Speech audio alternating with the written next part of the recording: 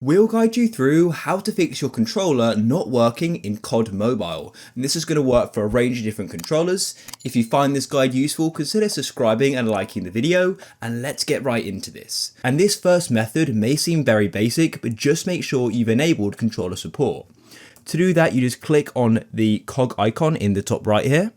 And in your settings, then what you want to do is go down to controller, just there, and then click on settings and make sure enable controller support is ticked, just like mine is. Then enable that setting and then go and see if it's now working. For the next method, we're going to go and reconnect our controller, as this will often solve a lot of problems. What you want to do is make sure COD is completely closed. You don't want COD to be open while you're doing the connection because it may not open up correctly using the controller. So to go and close it on an iPhone, what you need to do is swipe up like this.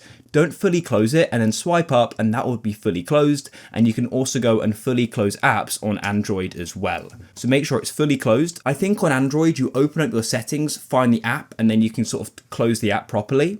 Then let's go and open up our Bluetooth settings. So click on settings and then we're in Bluetooth. You can just go and click on Bluetooth like so. And if you're currently connected to it, click on the eye and then go and click on forget this device and click forget again. And then what we want to do is go and put our controller into pairing mode. So this will vary a little bit depending on the controller you use, but on a PlayStation controller, you have this top left button and this middle button like this. If you're unsure of how to pair controllers, just Google your controller name and how to connect it. And then once it's flashing blue, like mine is there, it should go and appear just here. So then I can go and click on it and it should connect pretty quickly.